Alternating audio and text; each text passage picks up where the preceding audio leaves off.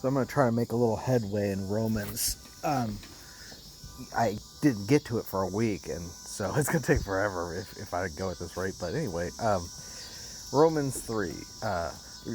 Now, I think we're pretty clear that God just condemned Gentiles and Jews.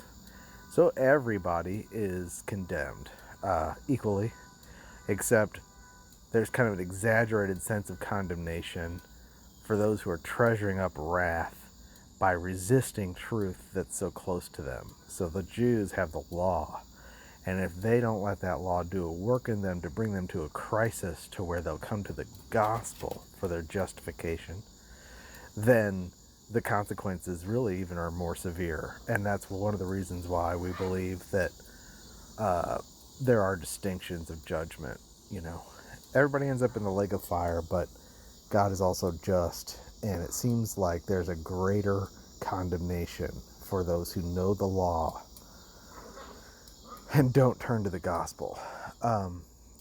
So then let's just read here, Romans 3. What advantage then has the Jew?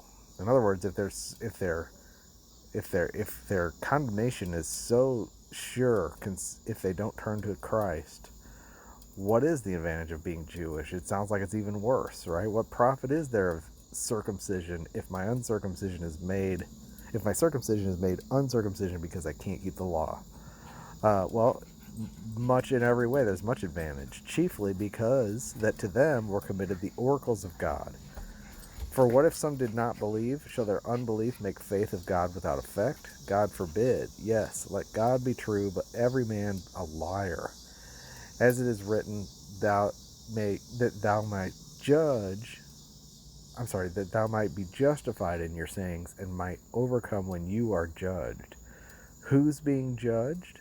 God. This is interesting because chapter 3, on the one hand, really reveals how we are justified. But on the other hand, it is the revelation that God is being justified. God is on trial. And we'll get to that. Okay. But anyway, God forbid, let God be true and every man a liar, as it is written, that thou might be justified in thy sayings, and might overcome when thou art judged. But if our unrighteousness commends the righteousness of God, what shall we say? Is God unrighteous who takes vengeance? I speak as if I'm a man. God forbid. For then how shall God judge the world? For if the truth of God has abounded through my lie to his glory, why am I also judged as a sinner, and not rather, as we are slanderously reported, as some affirm that we say, let us do evil that good may come, whose damnation is just. What then? Are we better than they? No, in no wise, for we have proved, both Jews and Gentiles, that they're all under sin. Let's stop here for a second, though.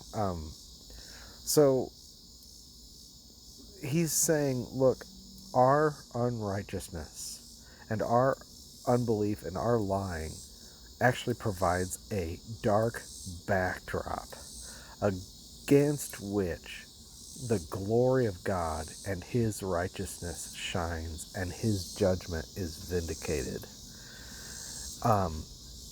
See, it all serves the glory of God, and God is actually the one on trial. God is the one who needs to be justified in judging. He doesn't need to be justified for himself, but before the whole universe, he is being justified, and he's being shown as righteous. And the depravity of the Gentiles and the self-righteous hardness of the Jews, not to mention the fallen angels and their wickedness, all serves as a dark backdrop against which God shines so brightly. And so that's one of the reasons I said we don't want the culture to be moralized. In fact, the worse the culture gets, the brighter the gospel shines. Arise, shine, for his light has come, right? Darkness has covered the people, but his light shall be seen upon you. And those who dwell in darkness have seen a great light. Those who dwell in the shadow of death have seen a great light. That's talking of Christ, but it's also just, that's the principle. And I'm not talking about, Buddhism where the yin needs the yang and darkness needs light. No, nothing like that. But the fact of the darkness is here. And God's going to deal with all that darkness. And God is absolute light. And that darkness does just serve to contrast his goodness and his righteousness. Okay, so that's what he's saying, let every man be true and God a liar, that he may be justified. And he may overcome when he is judged, or, thou, but it's really talking about God. If our unrighteousness commends the righteousness of God, what shall we say? Is God unrighteous who takes vengeance? In other words, if we are serving as a backdrop in our wickedness to show the goodness of God, then how can God punish us if we're fulfilling his purpose? And that is an accusation laid at God. See how God is being put on trial by man with all our questions? God forbid, how then shall God judge the world? He is just in judging. Okay? And for if the truth of God has more abounded through my lie to his glory, why am I judged as a sinner? And not rather, let us do evil that good may come. So some people are slanderously saying that the grace people, because they recognize that God's light shines brightly against this backdrop of sin, they accuse us of teaching people to sin and giving a license to sin so that grace may abound, right? Or so that good may come. And their condemnation is just for making those kind of statements, for slandering the grace of God and slandering the ambassadors of grace. Their judgment, their damnation is just. Okay? So God is righteous to judge them, even though they think we're the ones who should be judged. What then? Are we better than them? No, in no wise, for we have proved that Jews and Gentiles, they are all under sin. So no matter what your condition, you're all under sin. Okay? And neither is better than the other. And we cannot take a stand on a moral high ground. There is no moral high ground. We are all there as God's backdrop, and he is the only good one, shining. And we are either attracted to him or repelled by him. Then it says, as it is written, there is none righteous, no, not one. There is none that understands. There is none that seeks after God. They've all gone out of the way. They're altogether become unprofitable. There is none that does good, no, not one. Their throat is an open grave. That's what that means. I can't say it. Sepulcher? Yeah. And with their tongues they've used deceit. The poison of asps is under their lips, and their mouth is full of cursing and bitterness. Their feet are swift to shed blood. Destruction and misery are in their ways, and the way of peace have they not known, and there is no fear of God before their eyes. Now this is the condemnation of everybody, whether Jew or Gentile. This is God's judgment, and he's just in making this judgment because he knows the hearts. And so anyone who tries to use Romans 2 to say that law keeping, the one who does the law, is justified, hasn't read Romans 3, because there's none who does righteous. There's none that understands. There's none that genuinely seeks after God. Everybody's gone out of the way, or gone their own way. They're totally unprofitable. You have to understand that this is God's assessment of you. And some people can't take it, but you know what? For a grace believer, this is good news, because if God has decided I am unprofitable, that means he's not expecting anything from me. And yet he wants to have a relationship with me. Well, that relationship must be based on something else, not something I can bring to the table. He's already ruled that out. This is God's judgment about me. He says I'm unprofitable. He says I don't do good. He says no one does, not even one. So don't worry about that guy that seems so spiritual that's judging you, because he isn't doing good either. You can know that from the Word. You don't have to dig into his dirty laundry to find out whether he's doing something bad. You just accept what the Word says about him. What does it say? That they've all gone out of the way. They're all unprofitable. There is none that does good. No, not even one. Even that spiritual pastor that accused you of being in rebellion and speaking against his authority, and he seemed so godly, and everybody said, well, he's the man of God. How could you say something bad about that? Well, he's not. He's not good. He's unprofitable. And his throat is an open sepulchre, and their tongues have used deceit. Poison of asps under their lips. And we've already read all this. There's no fear before their eyes. Now, on the one hand, this is talking about everybody. But specifically, he's still talking about upright seeming Pharisaical Jews who do real well in religion, but this is the actual reality of their heart. He's talking about the civilized, what I call the men's prayer breakfast warrior who thinks he's righteous because he tips his Starbucks waiter really well and says God bless you everywhere, and yet he's judging you and trying to put you under works for your salvation, right? This is the real judgment against not just the sinful Gentiles, but even more the well-refined, civilized religious types. Now we know that whatever the things the law says, it says to them who are under the law. Now, who was under the law? That was Israel. The law was given to Moses for Israel, and it had two components, the moral and the ceremonial. The moral was the 10 Commandments, which they broke, and the ceremonial was their tabernacle with the feasts and the sacrifices, which gave them a way to stay in the camp because they had broken the moral law. And they couldn't keep either faithfully. But that whole system put them under the law. The Gentiles weren't under the law. They've never been under the law, even though they had the voice of the law in their hearts, being their conscience, accusing and excusing them. This is specifically speaking to Israel, who boasts in the law, right?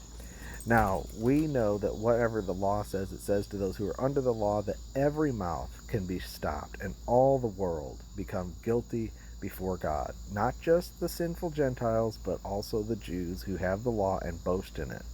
That's really what he's talking about. Remember, even at the beginning of the chapter, he's talking about, well, what is the advantage of the Jew? Remember, they were given the oracles of God. And so this is a continuation of chapter 2. And really, all the way up to 19, it's talking about the Jews, really. Therefore, by the deeds of the law, or just religious people, because Christians are the same today. They have the Bible. They have the whole thing. And yet, if they don't have Christ, that whole thing has become a law to them, and they are under law. Therefore, by the deeds of the law, they shall no flesh be justified by his sight. For by the law is the knowledge of sin. This is the purpose of the law. The purpose of the law was to reveal sin and diagnose it. It wasn't given to anyone that they would keep it.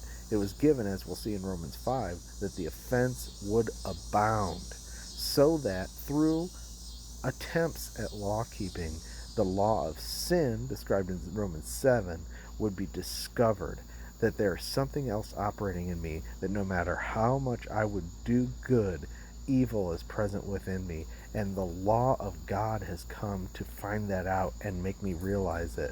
The law was given to a people who were to become a laboratory to show the exceeding sinfulness of man. And that is why religious people are more, in a way, more abhorrent than the Gentiles who've given themselves over to pleasure, because their sin is considered righteousness in their eyes, and their conscience doesn't excuse them. The prostitutes and the lepers and the sinners and the tax collectors and the publicans who flocked to Jesus everybody knew they were sinners, so it was easy for them to run to Jesus and be his friend. But the Pharisees couldn't do it because their conscience and their community told them they were righteous, and they couldn't let go of that righteousness. And it wasn't a righteousness, it was hypocrisy. And the law was given to them, ironically, so that would be discovered, by showing that the closer you get to the things of God as a fallen human, and not transferred out of Adam and into Christ, not going through the process of having Christ save you from that situation, the worse you are. Okay, so therefore by the deeds of the law, so no flesh be justified in his sight by the law is the knowledge of sin. The purpose of the law is to expose sin and reveal it. And we see it so clearly.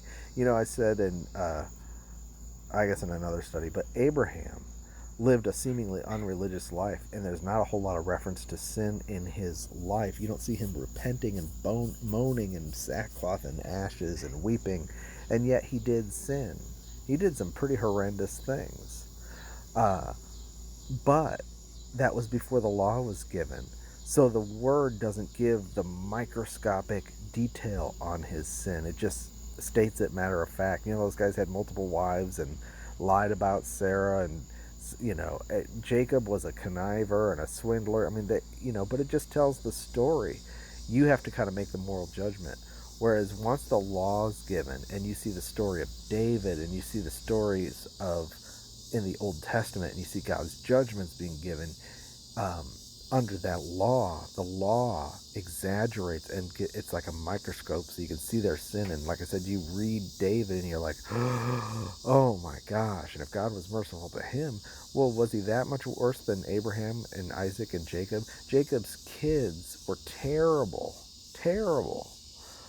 They did terrible stuff. The point is that once the law's in place, it's a microscope, and everybody living under the law is under the microscope, whether they realize it or not, and other people can see it. Anyone who's looking at them can see it.